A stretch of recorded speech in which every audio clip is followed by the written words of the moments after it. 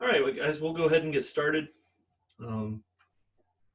As before, with all of our webinars, I'm going to put up a screen slideshow, and we'll go through our slides. If you guys have any questions throughout for the Q&A afterward, remember you can just type your Q&A into the chat, or you can put it in the Q&A. There's a Q&A icon at the bottom of your video display for you to ask questions, as well as a raise your hand option if you'd like to come in, and I can bring you in as a panelist and we can have a discussion about it. So those are a couple different ways you guys can join in. And we'll get to the Q&A at the end. Two big subjects to talk about tonight. I wanted to save two of the best for last. And if you were on the first one was one of my favorites. These two subjects are my other favorites. They're kind of the deepest as content goes and philosophy goes. So I would say that, this was a 5-part webinar series, and I would say if I were to pick a top 4, the 4 biggest mistakes or biggest reasons that we went over in all these webinars, I would say that the 2 we went over the first weekend and the 2 we're going over today are by far the top 4. The other ones are important, but these ones they trump everything. They are by far the biggest philosophical mistakes, and even I wouldn't even call it technique mistakes, because I wanted to stay away from techniques in this, but I guess you could call the second one that I'm going to talk about today technique related, but I will talk about it in more of a philosophical sense, not necessarily a why you should do this and not the other, but more so of a philosophical sense to cater to your players. So first Sunday, just as a review, we went over the philosophy of simplifying the information, not simplifying the action, making the information easier for a player to understand, not necessarily taking away from the actual action being completed, not limiting them to their movement, not simplifying the movement patterns, but better simplifying the information so that it's easier for the player to grasp and understand, so that they can adapt their shot to what you want them to do, as far as technique-wise, without limiting them in their movement. We talked about cause versus effect and determining whether something was a cause or an effect. And we talked about how typically when we see a visual flaw, when we see something that just doesn't look right in a player's shot, typically it is not a cause. It is an effect of something else that is wrong, because effects are much easier to see than causes. They are just, the cause a lot of times is underlying, and you don't see the cause. It's not as visual as, say, the effect of what happened or what went wrong. And a lot of times the effect of what went wrong is magnified. It may be a small cause, but the effect and the flaw that it causes is a magnified effect, and you see something majorly wrong because of it. The second Sunday, we compared speed versus strength. If I were to pick a top 5, that one right there, speed versus strength, is probably my 5th one, although arguments could be made it is a big one. Might even be top 3. So, but by far the first Sunday, those two, my philosophy, my base philosophy, and my cause and effect, are by far my two favorites, and I think the two biggest that separate good shooters from bad shooters. And the other thing we talked about was it being a marathon, not a sprint. Um, getting a player better at shooting, and I don't mean that from a sense of it takes time for them to get better. I mean that from a sense of give them time. Don't try to fix a bunch of things at once. Don't try to fix more than one or two things in a session. Don't try to fix more than one or two things, over a day or two, or maybe even a week. Um, we want to avoid that over coaching. We want to avoid over feedback. We want to avoid giving players too many things to think about, too many things to analyze, because when you do that, they're going to get really frustrated really fast. And when they start to get frustrated, they can't focus on what it is they need to focus on to make the changes they need to make. Third Sunday, we talked about it's not about the drill, and that just basically communicates the point that you can get better doing any drill out there. There are probably hundreds of thousands of drills that you could do to get better, but it's not about the drill that you're doing. It's about what you do in the drill. It's about what is the player focused on? What is the player using that drill for? You can use hundreds of different drills for any technique you want to get better at.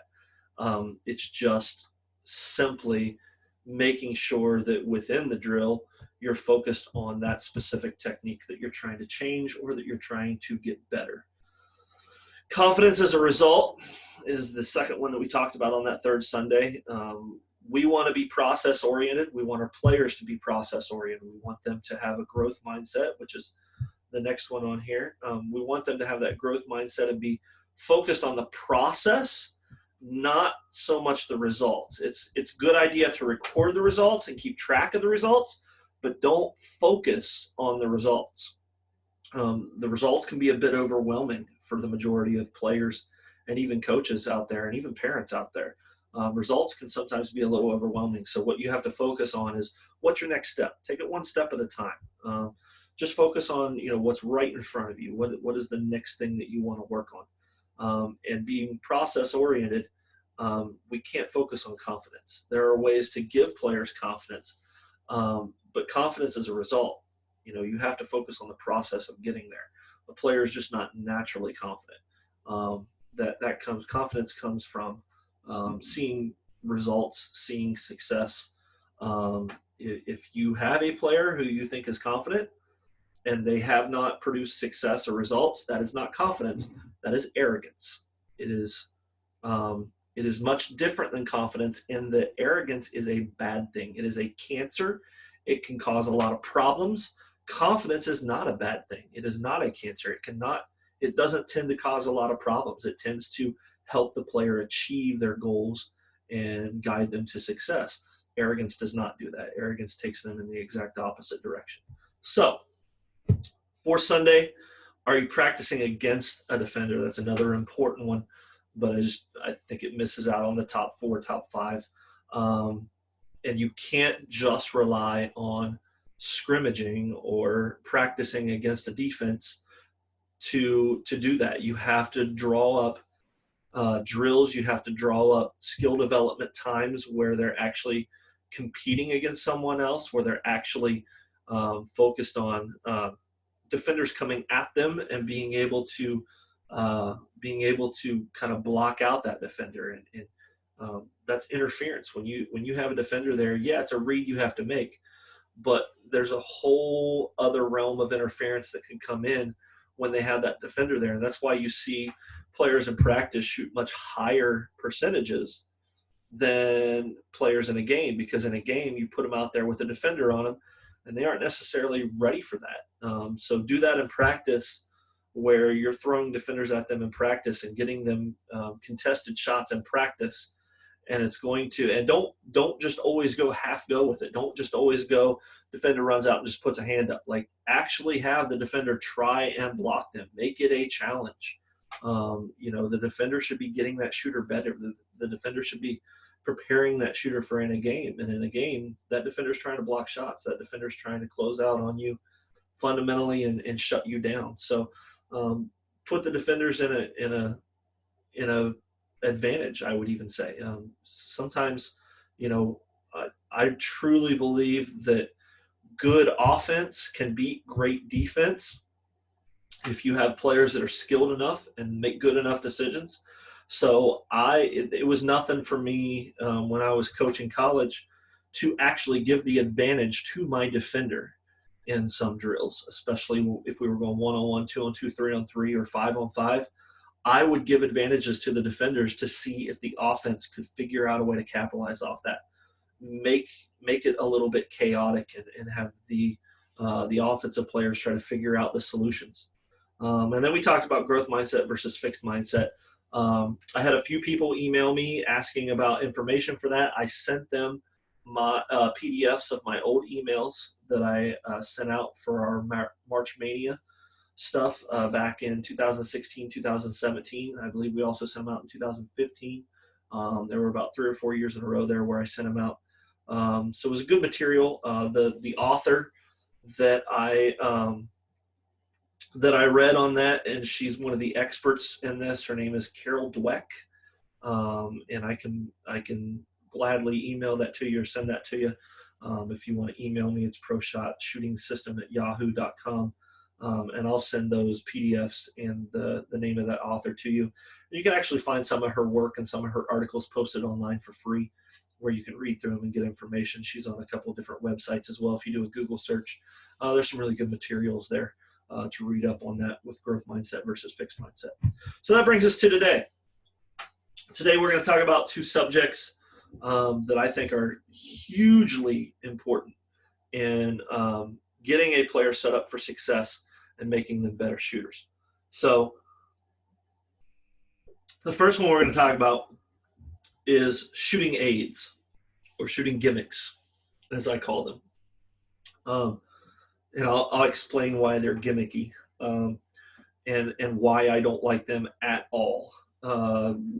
What the flaw is in their philosophy, because I'll tell you, even though, I went through my educations in exercise physiology, and one of the routes of exercise physiology is going into things like occupational therapy, physical therapy, even my brother's girlfriend is currently at Northwestern studying a master's in prosthetics and orthotics, and she was the same major as me at Ohio University. She was an exercise physiology major, and she went on to get her master's. She's working on her master's right now. I believe she's finishing up her first year of her master's work in prosthetics and orthotics. So I do feel like I know a little bit about these. I have been educated on them in some of my undergrad classes, and some of the ways we discussed them and talked about them, because I did focus on human performance in my degree, and talking about how things like those can manifest themselves in human performance, and how to address those subjects. So we're going to talk about shooting aids, or shooting gimmicks, as I call them, and I'll also talk a little bit about tools, shooting tools, and because there's actually some stuff out there that is really good for players to use when it comes to shooting. But I want to set apart those shooting aids and those shooting gimmicks, and communicate to you why they're such a bad idea. And then the second thing we're going to talk about is footwork. Like I said, this is kind of technique related, but we're going to approach it in more of a philosophical manner, not necessarily a right or wrong manner, but how to approach footwork, and finding what footwork you should use for your players. And it's not based off you as a coach's preference. It's not even really based off of your offensive system. I know there are a lot of coaches out there who like inside pivot. I know there are a lot of coaches out there who teach permanent pivot. I know there are a lot of coaches out there who teach the jump stop. I know there are a lot of coaches out there who like their players to do different things. But we're going to talk about why it's important for you to take into account the type of player or the style of player you have, not necessarily the type of system you have or your coaching preference, because players are all different, and we need to cater to them first. And what are their styles? What are their techniques? and what's going to suit them best. Okay, so with that said, let's go ahead and jump into shooting aids or shooting gimmicks.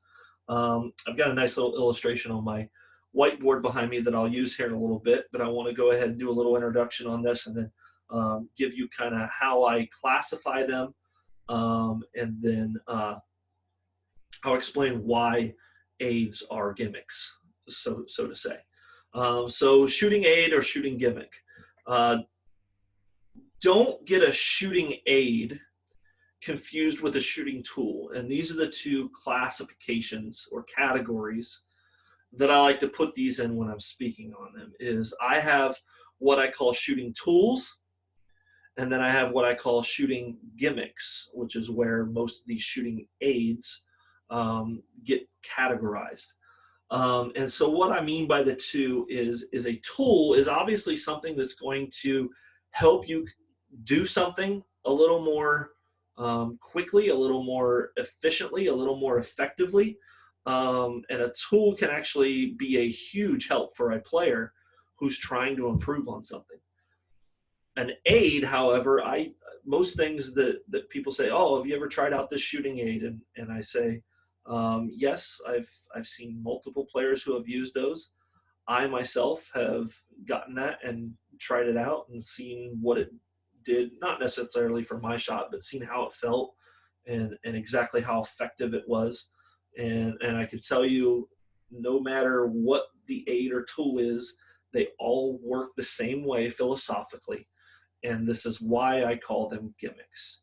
So when we talk about, let's first talk about tools, because I want to focus on the positive thing first and talk about the tools and their role.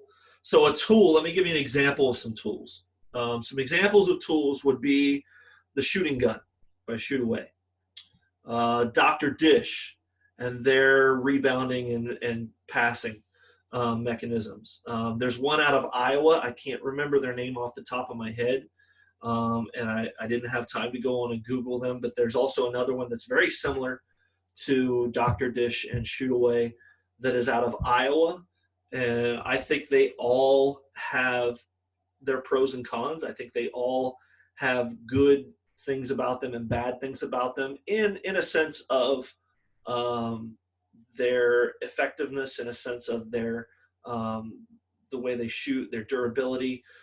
So for me, the most durable one out there by far is the gun. So if you want something that's going to get used a lot and pushed around a lot, thrown around a lot, wheeled around a lot, if you have something that needs to be very mobile and very, very durable and can stand up to a lot of abuse, then I would recommend the shooting gun. And I'm not getting paid by these companies to say this, by the way. If you want something with a little more versatility, then I would recommend the Dr. Dish.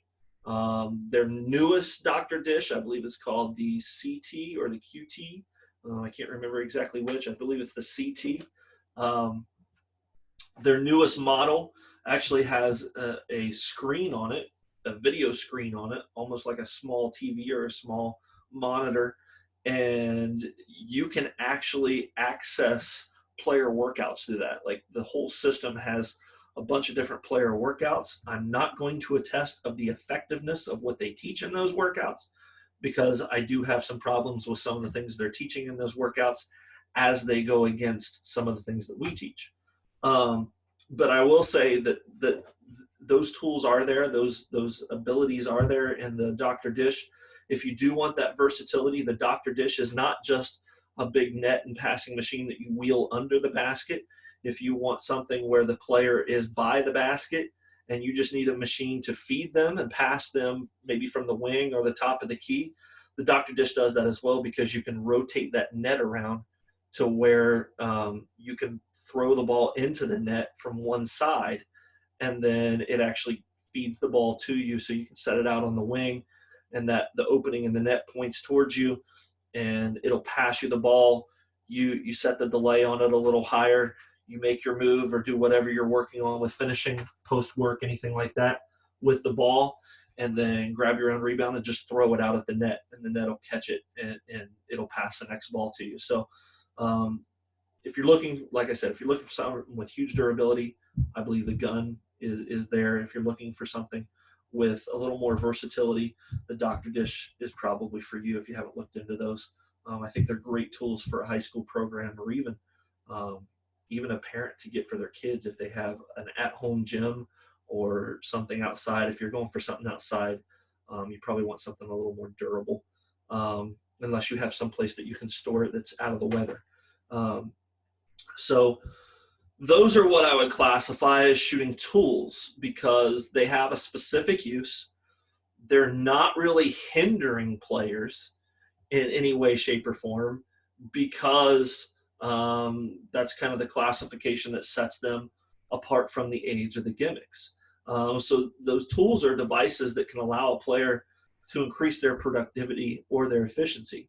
And it doesn't even, it's not even related to their productivity or efficiency in their techniques. It's more related to productivity and efficiency in their practices, in their workouts, because they allow players to get up so many more shots than if they're just shooting the ball, running after it, getting their own rebound, coming back, shooting the ball, running after it, getting their own rebound. There's another one that's a little more cost-friendly called, I believe it's called the IC3.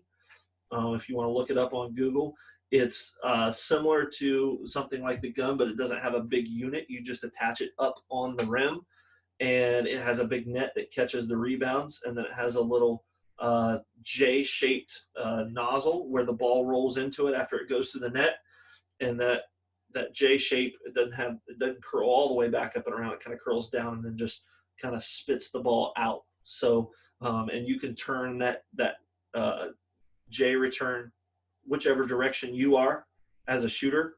And so once the ball comes through, it'll go into that feeder, and it'll kind of bounce it out towards you almost like a pass. So that's something that might be a little more at-home friendly for players to use at home if they have a little outdoor hoop that they shoot at. So those are a little more cost effective. I think those are they're under $500. I want to say they're around $300 or $400 just for those IC3s. But they're a lot simpler machine. They're not as good as the gun, but they are better than having nothing. So that's kind of how I classify my tools. They can increase the productivity. They can help a player get a lot more shots up, get a lot more reps up, and create positive experiences for players, shooting off rhythm, shooting just in different situations.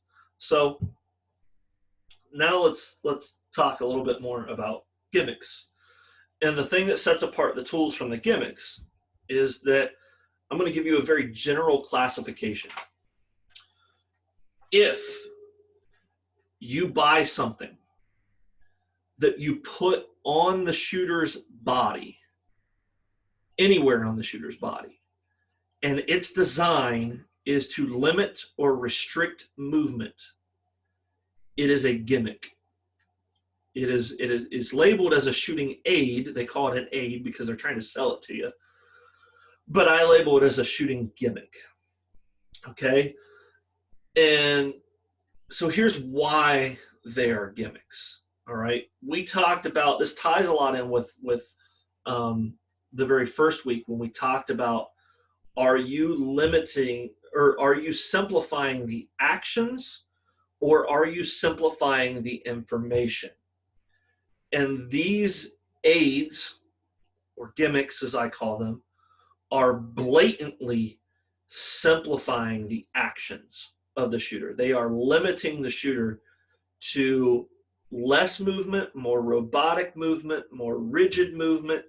And that, from my standpoint as a shooting coach, and my standpoint as an exercise physiologist, and my standpoint as a sports science professional, is not a good thing.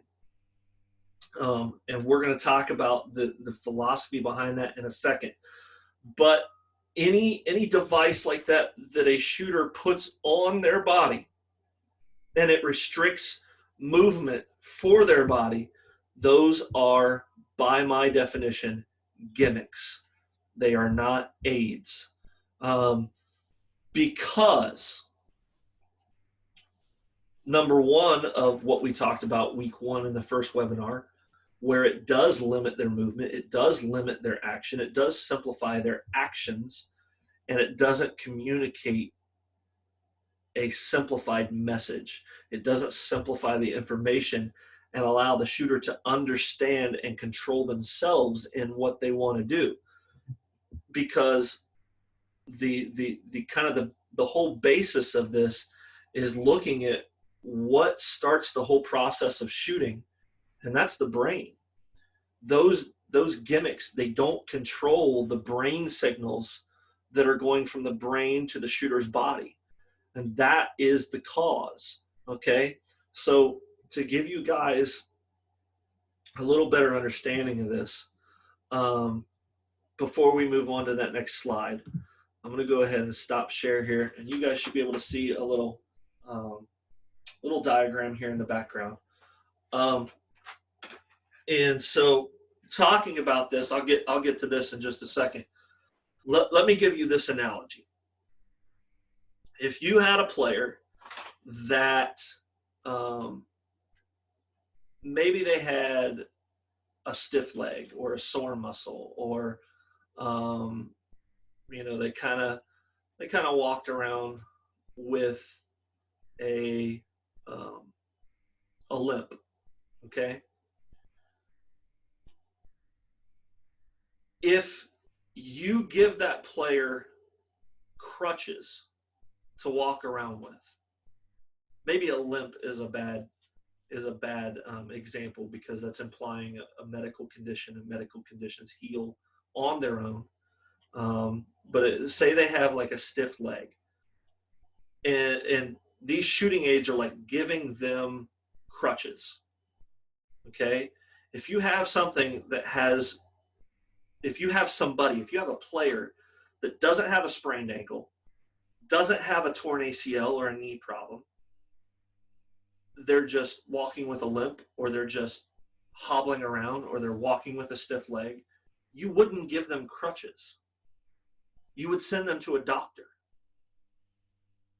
So giving them a shooting aid is like giving them crutches when you don't even know what's wrong, or when there may not even be anything wrong. So that's kind of a little philosophy behind it. Is I worked 7 years in the medical field as a lab technologist, and I was around a lot of doctors. I'm not a doctor, but I can tell you this. If I had someone come in to my emergency room and they were limping, but there was no like sprained ankle or any like reason that they were limping, if they were just kind of doing it on their own, I wouldn't give them crutches. I'd look at them and say, hey, you're fine. And maybe have a little, psychology session with them and try to convince them that that they were okay, that they didn't need to walk with a limp, and maybe even give them a few exercises to maybe get rid of that limp. But I would not give them crutches, because there's not anything medically wrong with them. And that's relatable to a shooter. If you have a shooter who has a really bad flaw, and I typically see that, I think the most shooting aids that I see out there address the offhand. There are other shooting aids that I see that address the actual hand, the shooting hand, and the spacing of the fingers and all kinds of stuff like that. There are other shooting aids out there that I see that address specifically the motion of the arms, and not letting the arms go through a certain motion. And all of those are very restrictive in nature. And the whole philosophical reason behind that is kind of on the board here behind me, and I'd like to go to that now. I tried to write these in areas on the board up here where you guys didn't have glare that you could see these. So let's start over here, and then I'll give you my plant analogy as well. Okay. So we have the brain. Okay, speaking philosophically, we have the brain that starts everything in the shot. Okay, the brain is what tells the player what movements to make, what motions to do, what actions to take. The brain sends those signals directly to the player's muscles. Okay, so you have these neurons right here that are carrying a neural signal from the brain to the muscle, and it tells the muscle what to do in order to carry out an action or a motion. Okay? So if I were to label this, let's go back to webinar number 1 and talk about cause and effect. Here's the cause, here's the effect. And this is kind of an intervention. Okay? This is the cause, all right? It gets this to perform something that results or affects in this motion right here. Okay? So here's the underlying philosophical problem with shooting aids. When I put on a shooting aid that restricts motion, does it do anything to this signal? And the answer to that is no, it does not. Okay? It does not stop this signal from the brain to the muscle. All right? What the shooting aid does is it simply restricts the motion. It stops the muscle from completing the full range of motion or the full movement that the brain is telling the muscle to do. Okay?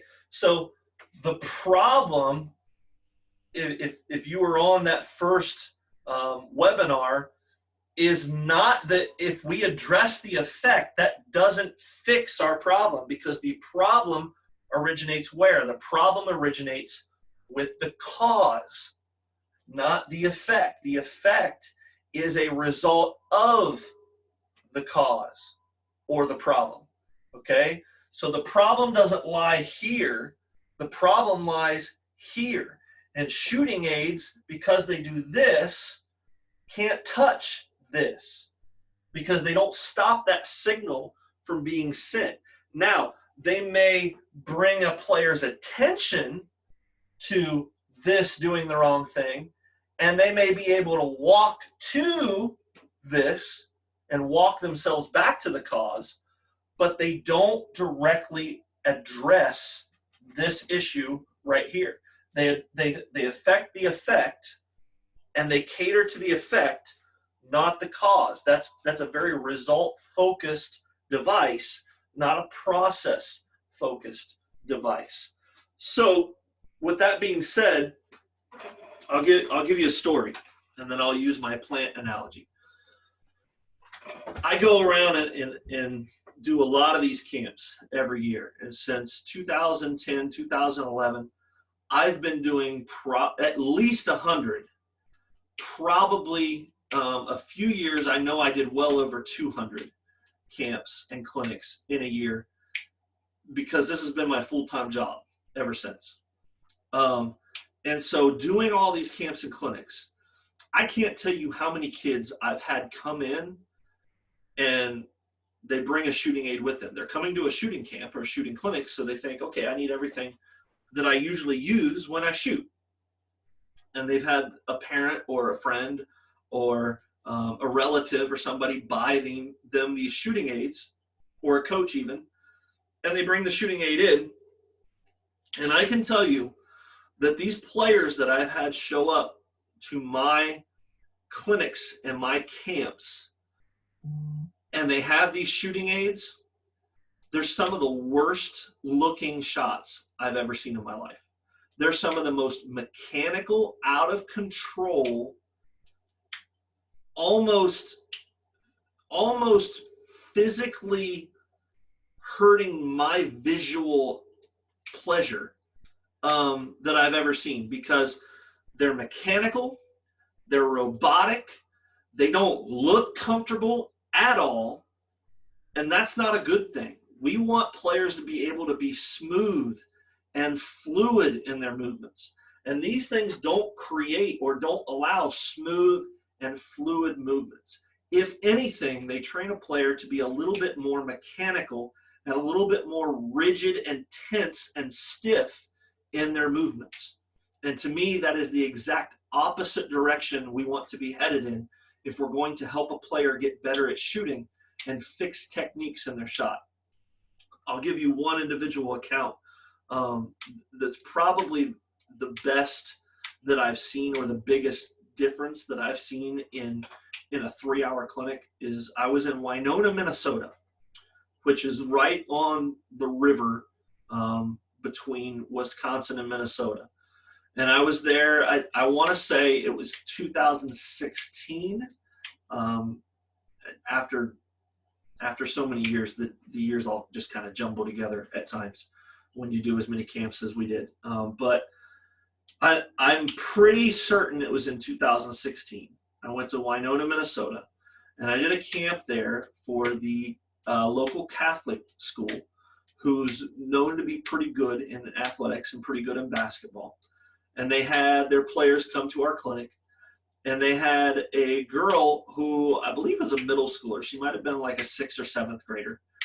And her dad bought her one of the shooting straps that goes around the elbow, comes up, wraps around the thumb, and it's supposed to keep you from thumbing the ball with your offhand. And I like to, once I get set up and once I'm ready to go for all my clinics, I like to, if there's any kids in the clinic, I like to just kind of stand around, and I may go talk to a coach, but I'm monitoring and scanning and kind of just watching players shoot and looking for things that, you know, may set off light bulbs in my head, or may even steer me in a direction as far as like, okay, here's what I want to work on first, because I may see a bunch of kids doing all the same thing wrong, and that's definitely something that I want to cover while I'm in that camp, is addressing their individual needs. And sometimes when you go to different areas like that, you get players that all kind of do something commonly because they've all been brought up under the same youth coaches, or they've all had the same middle school coach, or something like that that's affected them, and they're all making similar flaws or similar mistakes. So it's just something I like to do. And during the warm-up time, when I'm ready and everybody else is getting ready and just kind of getting shots up, waiting for us to get started, I'm watching this girl. She puts on the strap, she goes out and she starts shooting, and it's horrendous. Like the offhand was so bad.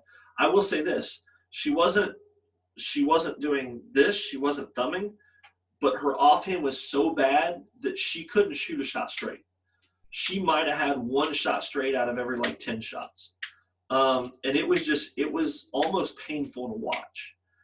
And, you know, I went up to her right before we got started, and I made it a point to go up to her and just kind of ask her, like, hey, how long have you had that? How do you feel about your shot? What do you feel like your problems are? What are you trying to fix? And so I went up and I asked her, I was like, hey, so I see you have the strap. And she's like, yeah, my dad got it for me. And I've been using it ever since. And she's like, I think it's helped. And I said, well, how long ago did your dad get it? And she said, my dad got it about a year ago. She said, so I've been using it for about a year. And she said, you know, my dad got it because I had a really bad offhand problem where I would just shoot. And she said, my thumb would come around a little bit and kind of flick through in the shot. And she said, my dad told me that was bad, so he got me the shooting strap. And I said, well, do you feel like your offhand is doing something good now that you've had a year to work on it? And she said, no, I think there's still something wrong. She said, I still, I tend to, she's like, I don't feel like I flick my thumb anymore, but she's like, there's just something that doesn't feel comfortable about it. And I'm like, okay. I was like, well, could you do me a favor? And she's like, what's that? And I said, could you take that strap off, and we're going to work on one thing to start that's going to be your shooting hand. And then I said, the second thing we'll do today is work on your offhand. And I said, I'll show you a few things that you can do with your offhand that you don't ever need to put that strap on again, and your offhand should be just fine. And I said, and I'll come find you when we work on that, and specifically give you about 3 or 4 minutes of my time to instruct you and kind of help you out. She's like, yeah, sure. So she took it off. We started the clinic. We went over the finger. I always usually spend at least a half hour on the finger, sometimes as much as an hour, because it really is that important to me that they have a really good, accurate, straight release. And then we got into the offhand after about 45 minutes to an hour. And I set them all down. We watched the video on the offhand. So I showed them, what we were trying to do, what the offhand was for, what the offhand is supposed to do in our shot, what its role is, and how I wanted them to execute the offhand in their shot. And I told them, I said, listen, we teach this thing called the touch, where you shoot and you touch just below your wrist, somewhere on your forearm, nice and light, don't hit too hard. And I said, we teach this thing called the touch. And I said, now I will tell you, you don't have to touch, but if you're missing left and right, I want you to touch. And so I let the kids we stood up. We went through a couple of demonstrations without the basketball. I let them put some reps up without a basketball. Then I gave them a basketball. We didn't go to a hoop. They just kind of shot to themselves for about 15, 20 shots. And then once I felt like we had it down fairly well, I sent them to their baskets. And the first thing I did is go with her, find her, go to her basket with her. And by the time I got to the basket, she was already there. She was already there shooting. And already, just from going through those 15 to 20 reps of shooting the ball without a hoop, and she was at the basket shooting, her offhand was doing exactly what I told it to do. She was touching, and it already looked 100 times better. And I went up to her, I walked up to her and I said, so without me even coaching you first, how does it feel? And she was like, I like this. She's like, it feels really good. And she's like, I actually made my first 5 shots. And I was like, oh, great. Awesome. I said, do you feel like there's any bit of uncomfortableness in your shot? Do you feel like it's uncomfortable? Do you feel like it's affecting your shot in any way? And she's like, no, not really. She's like, it feels pretty good. And I was like, well, can you do me a favor? Can you just stay focused on this offhand thing for about the next half hour? And I want you to really focus on, even if we move on to another technique, doing this offhand repeatedly just like that every time. And she's like, yeah, sure. And I'll tell you, she had one of the nicest looking shots by the end of that clinic out of all the girls in there. Because really the offhand was about the only thing that was messed up in her shot. When she would wear that strap, she had a problem of she wasn't flicking through with the thumb anymore. She had a problem of she would shoot and her offhand would just like fly back like this because it was so stiff. And her brain was still sending that signal down her arm into her hand to try to do this like she was doing before, but she couldn't do it. So how does her body react? Well, the body takes an even bigger effect. It exemplifies an even bigger problem.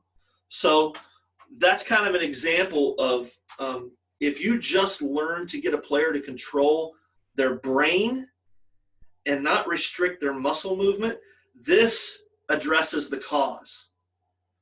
But if you mess with this down here, that's just messing with the effect, and it's not nearly as effective, no pun intended, as it is when you change the cause altogether.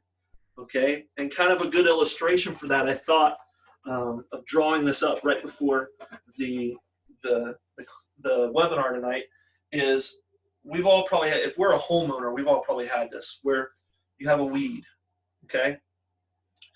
And maybe it's in your driveway, maybe it's in your sidewalk, but you have this weed.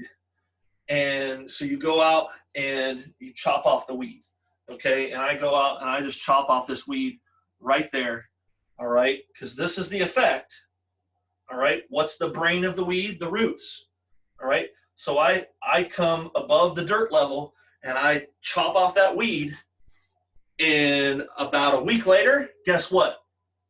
It's back. It's still a problem. Because all I did was I addressed the effect. I didn't go to the cause. If I want to get rid of that weed, if I want to get rid of that problem, I don't need to chop it off at the stem. I need to go to the root. I need to pull the roots. I need to get rid of this problem down here. Because if I remove these roots and take those roots, you might not be able to see it on the computer, but there's a lot of cool little roots there. Maybe just squint a little bit and you can see it a lot better. But if you take care of those roots, that weed's not coming back. And so that's kind of the message with shooting aids is if I just ignore this part that the shooting aid takes care of, and I go to this and I learn how to simplify my information and not simplify my action, I take care of the problem entirely, and I shouldn't have that problem again because I got rid of an old habit, I created a new habit, and because I created that new habit, that weed is never going to grow back, okay? Because it just doesn't exist anymore.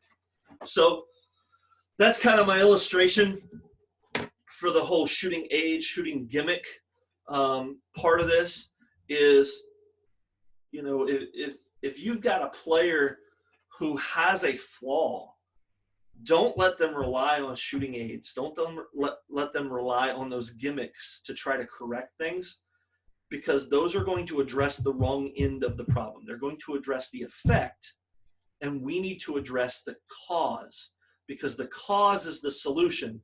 The effect is just a minor fix. It's an acute fix. It's like having a disease and only taking medication when you have a little bit of a flare-up. It's not going to address the problem. It's not going to fix the cause. It's not going to cure you. It's just going to suppress the symptoms a little bit, okay? So those are some different examples and some different outlooks of why I don't like shooting aids and why philosophically they're worthless. They're just gimmicks. And people are going to try to sell them to you because it makes them money. And money makes the world go round. We all know that. So make sure that you address flaws, not with shooting aids, but with teaching, with communicating, with simple messages, with simple instruction that players can understand and wrap their head around and move forward with and get better. All right, so let's go back to our slideshow and we will jump back in with footwork to finish up for today. So footwork. Which footwork is for my players? Okay, which footwork is for my players? The first thing we need to understand is there are two types of footwork, two basic types of footwork. There's the hop and there's the 1-2 step, okay? And we are famous for really pushing the hop, for really teaching the hop and getting players comfortable with the hop and promoting the hop. And there's a reason why we haven't covered in our system the 1-2 step a lot. It's because as I travel around and do all these camps and clinics, everybody knows about the 1-2. Everybody knows how to teach it. Everybody wants their kids to do it. So we feel like we need to balance the scales a little bit and make sure that people know about the hop and how effective the hop can be, okay? So we have the hop on one hand, we have the 1-2 step on the other hand. And remember, from our webinar, it's never a good thing to limit a player, okay? That's from the first webinar. It's never a good thing to limit a player, all right? And I feel like from a perspective of, well, I want all my players to do the 1-2 step. Or you have another coach who says, well, I want all my players to do the hop. That is limiting players by saying, I only want you to do this. I never want you to do that, okay? So let's look at this from a little different perspective. What's going to cause your players to be more successful, okay? And that comes from, it's not about the coach's preference, okay? It's not about your system. It's not about what you were taught as a player growing up. It's not about what your coaches taught as coaches or as they were coming up, what they were taught, okay? What it's about is teaching a player footwork according to their individual style, okay? So footwork should be catered to that player's individual style, okay? So before I get on to the question, well, what are the styles of players? And I like to point out two, okay? I like to point out two different styles. There are two main different types of player, two main different types of player. All right. And those are, I can paint a good picture through using this. When I analyze the NBA players, here's what I see. And I'll tell you how this points to styles. The players at the highest level who are 6'5" and shorter predominantly use the hop. And I say predominantly because they use the hop and they use the 1-2, but they use a lot more hop than they use 1-2. Okay? So players who are like 6'4", 6'5", or shorter are predominantly hop players. All right, your shorter players, like if you were to watch Isaiah Thomas, not 1990s Isaiah, 1980s and 1990s Detroit Pistons Isaiah Thomas, the latest Isaiah Thomas that started out playing for the Kings, and then had a nice run with Boston before he was traded to the Cavs and got hurt in Boston with the hip injury, and then he went to the Nuggets, and now I believe he's with the Wizards. If you watch his play, shorter players like him, because he's only about 5'9", 5'10", shorter players like him thrive off the hop. Okay?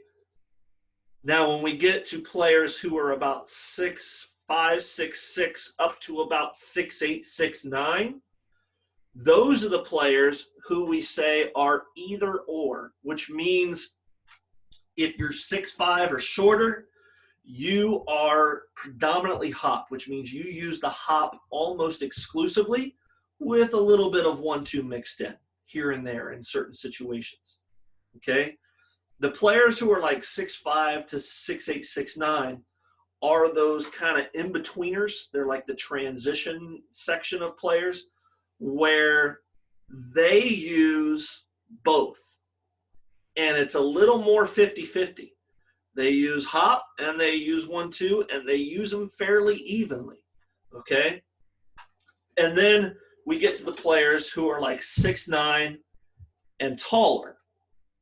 And those players are predominantly 1-2 step players. All right? And it's because of this. When you look at the players at those elite levels who use the hop exclusively, and you look at those players at the elite levels who use the 1-2 exclusively, the types are speed versus strength. If you are a player whose game style is speed and you thrive off fast, quick type movements and play, i.e. your shorter players, then you need to be more fundamentally skilled and more prone to hop in your footwork than you do in the 1-2, because your game is built around speed. Okay? And your style is speed. So hop fits your style much better, and those players are going to be much more successful using the hop footwork. If you have a player who uses more of a 1-2 style, okay, 1-2 footwork, 1-2 step footwork, those players need to be players whose game is built around strength, meaning they might be bigger, or they might just be strong and really aggressive at getting to the basket and scoring. But those are the two styles. You have your speed and you have your strength, okay? And if you have players who are more catered to speed and playing fast and need to utilize their speed to be successful, the hop is what you want to promote to them. Not exclusively. You want them to do both. You want them to hop and 1-2, but you want them to hop a lot more than they 1-2. Okay? If you have players who they just play big and they're strong and they're very physical, they're very I don't really know how else to describe it other than they're very physical players and they play very strong and they're hard to keep from moving. They're hard to keep from they're hard to cut off, not because they're fast, but they're hard to cut off because if you go one way, they're just strong enough that they can go almost through you and get by you and score. Those are the players that will be more successful with more 1-2. I still think they would benefit from using both the hop and the 1-2, but if their style is strength, they need to use a lot more 1-2 than they do hop, just because it complements their style of play much better. Okay? So the two styles, speed versus strength. Okay? Players typically play favoring speed or favoring strength. Those are the hop players. Players typically favoring the hop players are the ones with speed. The 1-2 step players are the ones with strength. So speed is hop, strength is 1-2. All right? And like I said, it's not absolute. All right? You need to gauge it. So in other words, the shorter players need to learn the speed, need to have the hop in their repertoire, but you may also give them a little 1-2 because here's the problem. If you just have them hop all the time and their game is built around speed, they're predictable. Okay? They become predictable, and when a player is predictable, they are a lot easier to game plan for. They are a lot easier to play against and have a defensive scheme to shut them down or slow them down. So even if you have the shorter players or the faster players that need the hop, still have them do a certain percentage of reps with the 1-2 and get used to that footwork as well, because you may never know when they get into a situation where they may need to occasionally use that other footwork because the player may get to the point where they're almost anticipating that hop. Okay? The hop is a more fundamental. Okay? The hop is more fundamental because it is a jump stop. A jump stop is one of the most basic fundamentals of the game of basketball. So I'm not going to entertain any arguments about, well, the 1-2 is better. No, it's all about the player's style. Okay, everybody needs to know how to do a hop. Everybody needs to know how to do a 1-2. But you teach them to do one thing more than the other based on their style. If they are speed, teach them more hop. If they are strength, teach them more 1-2. And it's a question of percentages overall. So if you have those players, like I talked about, the players that are between 6'5" and 6'8", 6'9", that use a good balance between the two, like those players are 50-50. They're 50% hop, 50% 1-2. Or they might even be a 60-40. So like LeBron is 6'8". Okay, LeBron hops and he 1-2s, but he does a little bit more 1-2 than he does hop because he's 6'8". He's bigger and he plays strong, but he's also fast. Another player to gauge with that, if I were going to pick two players in the NBA who I could separate and give you as examples, LeBron would be one because LeBron is 6'8", borderline 6'9". His game is more built around strength than it is speed because he's so big and strong and massive. He uses about 60 to 65% 1-2 and about 40 to 35% hop.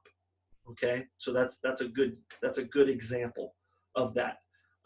Another player that uses both speed and strength is James Harden. Now, James Harden is 6'5". He's on that lower end of the scale. And if you look at James Harden, take out him shooting layups, because I don't count layups as we're talking, hop or 1-2 on jump shots, on catch and shoot situations, pull up off the dribble situations.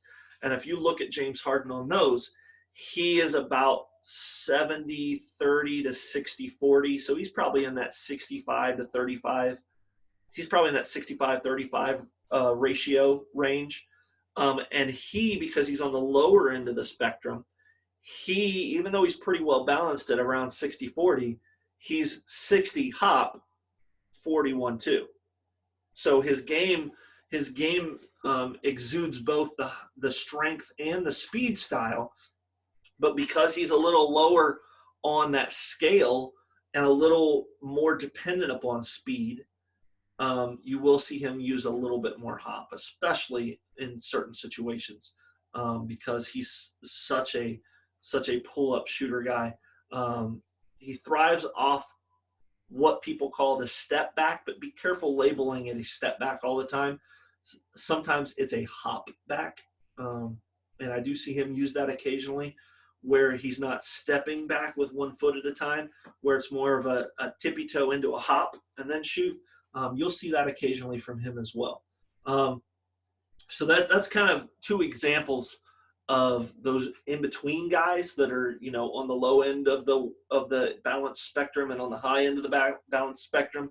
But once you get out of that balance spectrum and you get into the shorter players that play off speed, and into the taller players that play off strength, then you really see those far-reaching ratios where you get more into the 70-30 or the 80-20 or the 90-10, favoring one over the other, but they still use some on occasion of the less favorable.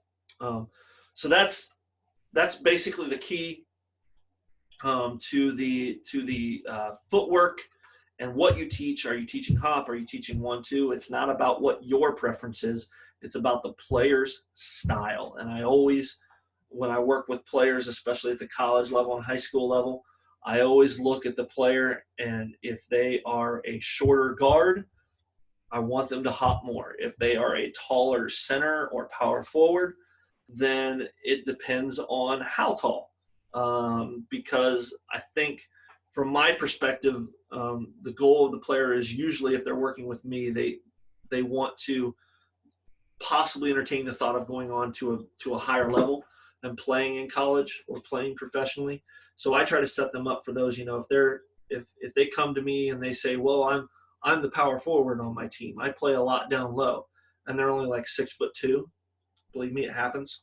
I'm still going to go, well, you need to hop because you're 6'2". And if you want to play at a higher level, you're going to need to center around speed, not strength, because your strength is not going to make you 6'10" when you're 6'2". You just need better speed if you're going to play at a higher level. So cater the footwork to your player's style, not what your coaching preferences are, and not necessarily what you want out of your system. Okay? So with that, we'll go to our Q&A. And go ahead and jump into the Q&A first.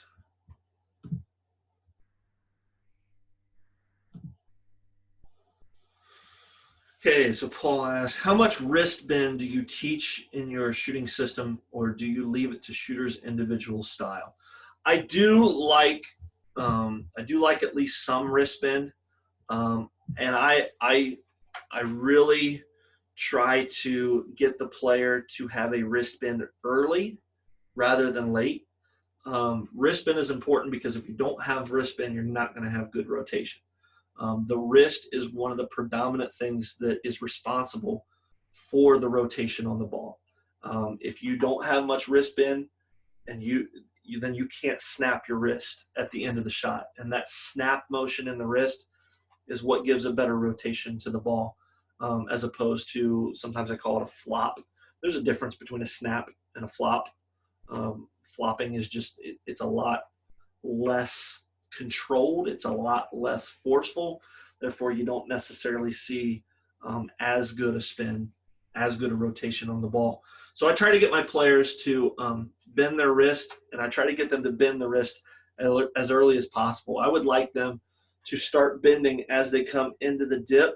The bend kind of happens as a result of the dip, and I call it wrinkling the wrist.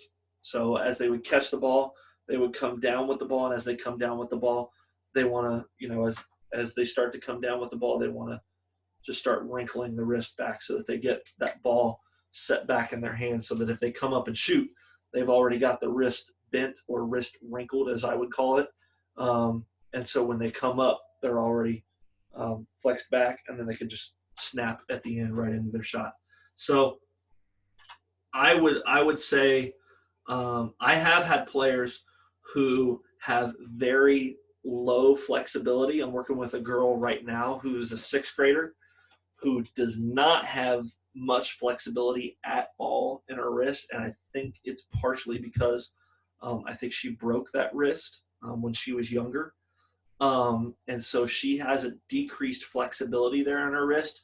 So I've been giving her exercises just to get better flexibility in her wrist, because when you have a player who doesn't naturally get a lot of flexibility and a lot of bend in their wrist, that tension tends to kind of creep into their shot, and they get a lot more tense in their shot than they should be. So it's important for them to bend their wrist, and I would say, get that wrist back as far as what's comfortable. And I would even say go to what's comfortable and then go a little bit further. That might be a way that you address that. Go, just get to where it's comfortable and then go a little bit further, because that's the part of the role in the offhand is to start having that wrist bend, because your offhand's job early in the shot, especially when you're going into the dip and getting ready to come out of the dip, your offhand's job is to secure that ball in your shooting hand. So if I use my offhand to kind of pull that ball back into my shooting hand, that's going to give me a little bit of wrist bend. So I really promote bending the wrist as much as they can, but making sure they get a good snap at the end, because if you don't have a wrist bend at the beginning, if you don't get your wrist bent by the time you come out of your dip, when you start to come out of your dip without a wrist bend, the ball is either going to move outward away from the body, and you're going to have a very low trajectory on your shot, a very low arc on your shot as you're just pushing the ball to shoot it, or you're going to be a heavy two-motion shooter, because once you come out, then you have to come back and almost over or beside your head just to get anything on it to shoot it. So wrist bend, yes. I don't want to say overbend it. I'm not really sure there is such a thing as overbending it, but get it bent, and get it bent early. So let's go on to another one. In the chat here, they ask, can a weight basketball help your shooting? There's only one instance that I have players use a weighted basketball to help in their shot, and that is if they have a heavy hitch or a heavy two-motion shot. If they have a heavy hitch or a heavy two-motion in their shot, I give them a weighted ball and take them to a comfortable distance. If they are younger players, I usually take them to about 8 feet. If they are high schoolers, just inside the free throw line. If they are college players or professionals, I take them to the free throw line, and I have them shoot shots from there with a weighted ball to help them get that hitch and that heavy two motion out of their shot. And that's the only thing that I use weighted balls for, is just to teach them the movement of staying consistent in their movement and not coming up and stopping or pausing and then restarting. But because when you shoot those heavy balls, you can't pause, you can't stop, or it becomes very, very difficult to shoot. So that's the only thing that I use a weighted ball for in shooting, is for them to shoot from a comfortable distance where they don't have to jump, and for them to shoot from there, just keeping that ball moving and using that weighted ball to get a hitch or a 1-2 or a heavy two motion out of their shot. Okay. And then Dave asked in Q&A, what are the teaching points when they miss left, right, short, or long? Okay, so that's why I've developed our latest thing with art. If you're on our newsletter, you've probably over the past 2 or 3 years heard me talk about this, the art of shooting. And art stands for accuracy, range, and transitions. All right. If they are missing left and right, that's the first thing you address. That's why A for accuracy is first. Accuracy fixes the left-right misses, okay? And accuracy is the finger release. Accuracy is the turn of the shoulders. Accuracy is the eyes and getting the eyes as a technique in your shot. Accuracy is good grip. Accuracy is a good offhand. Accuracy is having your chin up to allow for better arc and to allow for that better use of the eyes to get the vision of seeing the ball go straight, and also allow room for the shoulder to come around in the turn and finish the shot. Keeping the ball up front and not having it off to the side. Some players like to shoot over here off to the side. I call those shoulder shooters. There are very few accurate shoulder shooters out there. The really accurate shooters are the ones who have the ball right in front of them, and they come up right in front of their shooting side and almost shoot through their shooting eye. If they're right-handed, shoot through their right eye. If they're left-handed, they shoot through their left eye. Those are the more accurate shooters.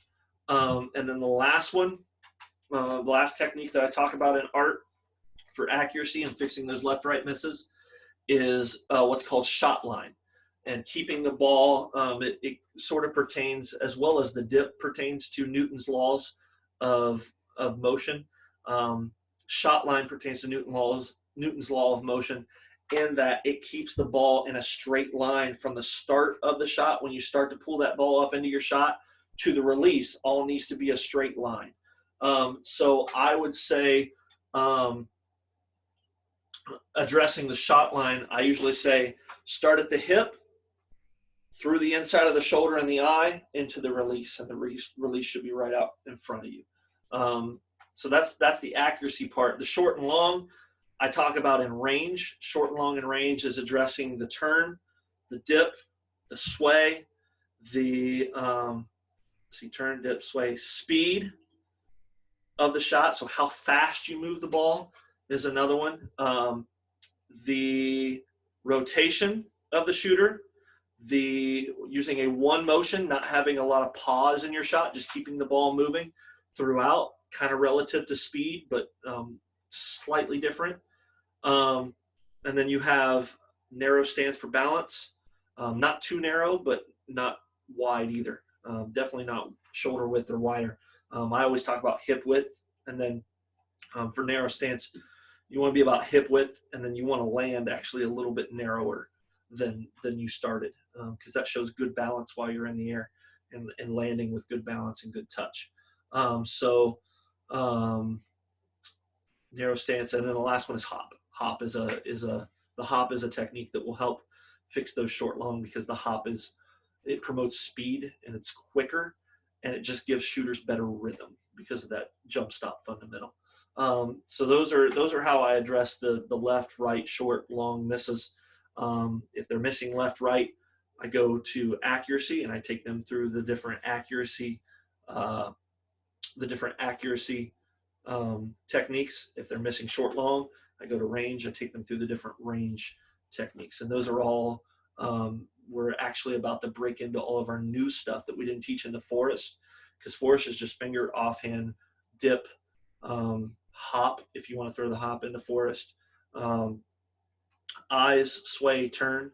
Those were just our 6 or 7 simple things in the Forest that we taught.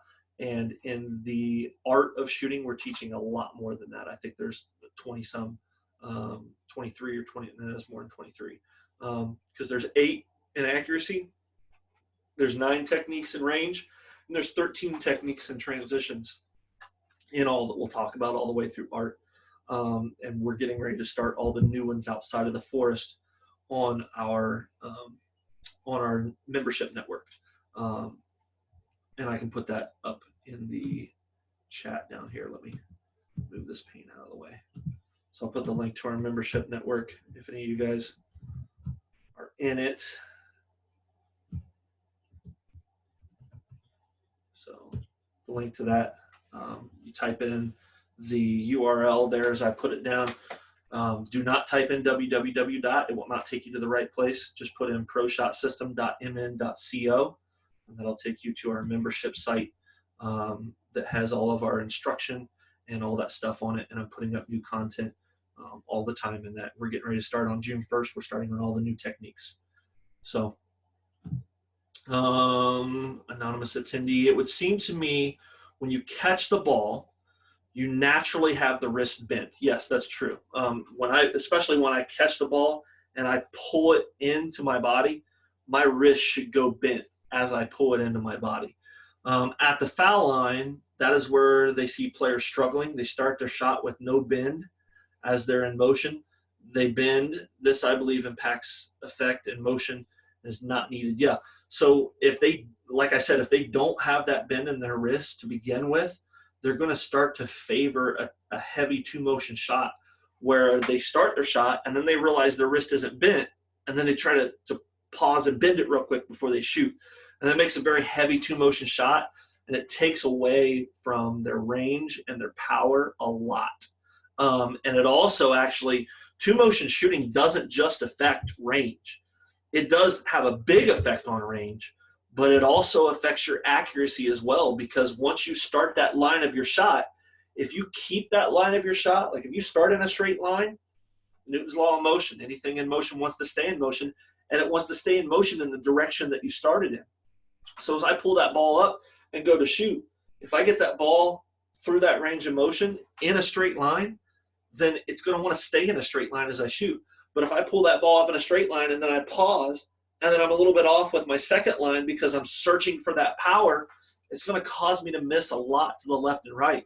So just because you slow down and pause a little bit, that doesn't necessarily mean it gives you better control, because you could over control and lose accuracy because of that pause. So he says, I believe the wrist should be loaded, bent. I agree. When they catch the ball, dip or pass. Yeah, so that's why I always talk about getting the wrist bent early. When you catch that ball as you're coming down into the dip, get that wrist bent early, because the earlier you get it bent, the better off you're going to be when you go into your shot. Good thoughts, Mike. I know who that is now. See if there was anything else. That's about all I see in here in comments. I will put, for those of you who are not a member, if you look down here in the lower left-hand corner of this slide, the Online Learning Network, proshotsystem.mn.co. There's a few guys that are on this that have been a member on there for a little while. Derek, who's on there, has been a member for a while. Steve Moore, who's in here, has been a member for a while. And what it is just, it's kind of like a Facebook group, but it's by a completely different company. And it's not Facebook at all. So there's not like annoying stuff on there. It's mostly all just me. Now you can have discussions with different members on there if you want, but I have rules on there in place that keep trolls out of there, and there won't be any of that allowed. You won't be able to like criticize people and do all that kind of stuff that you see on regular social media.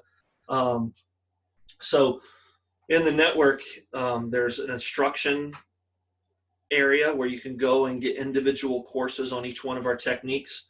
There's also topic section. All these webinars that I've been doing, as well as other webinars that I do within our network, are all posted in there, and all the replays get posted so that you guys can watch those. Actually, all parts 1, 2, 3, and 4 of this webinar series are already posted in our network for people to watch. Any events that we have, whether it's just an online event like this, or if it's an actual camp that's open to the public and not closed off to the coach or the program that's hosting it, any camps that we do will be posted in there so that people know where we're going to be. So it's just a way for people to learn and discuss, and I'm putting new stuff in there all the time. I'm putting workouts in there. There's just a lot of materials in there that you guys can learn from when you become a member, and I'm getting ready to start pushing that really big. I've kind of backed off because of the whole quarantine thing, and I know there's tens of millions of people out there right now without any job or anything, so I really haven't pushed it right now. But I'm going to start June 1st. We're really going to start pushing the online network, because June 1st, everything in the forest, the full courses on all the different forest techniques will be available for everyone to see, and we will start moving forward, opening up new information on these new techniques that we're going to learn about, that I've added to the art system and kind of progressed past the forest. and we're going to cover new techniques every week, and I'm going to open up new instruction and new information on those techniques on a weekly and daily basis. So if you guys have any questions about those networks, please let me know. I'm going to bring in Mike here for a second and allow him to talk. I hope he's been kind of searching around in there finding stuff. Mike, can you hear us? Oh, he's on mute. Hold on. I can unmute him. I must have hit the wrong button here because I didn't mean to be live on this chit. That's okay. I do, Matt. Yeah. I do have an idea I'd like to share with you privately that I think might be an asset to you going forward. Nothing big, but I think it might be something you should consider going forward with the clinics. Okay. Yeah, we can connect afterwards. Guys, I will go ahead since this is our last one. If you look at the chat, if you guys want to mark it down, and it's on all of our newsletters and on our website and everything, but my cell phone number for you to contact me personally is in the chat. So if you have any questions, feel free to reach out to me and chat with me. I'm usually pretty good at talking to people for as long as they need to talk, probably more than they want to talk on the phone. And then I also put my email address in there. So you guys are more than welcome to email me with any questions, any concerns, your stories. You're more than welcome to call me and ask me anything. I've had several people from past webinars that call me and ask me questions and just try to pick my brain on things. I'm definitely up for that kind of stuff. It's absolutely fine with me. I'm here to help out. So any questions you have, feel free to reach out through cell phone, text, call, or email. Anything like that. So anything else? I didn't see anything else in Q&A. Didn't see anybody raise their hand. There's nothing else. This is our last one, so thanks guys for joining. This series will be going up starting next Monday, June 1st. I will start releasing each one of these 5 parts on YouTube. They're already on there. You just can't see them yet. You can't access them yet. The only people that can access them right now are the people that are on our learning network. So those are only accessible right now on our learning network, but they will go public on YouTube starting next Monday. Okay? All right. If there's nothing else, I'll let you guys go. Have an awesome Memorial Day weekend. Hopefully you get to spend it with family and friends as much as possible in our current situation. But let me know if you guys have any more questions or stories or anything.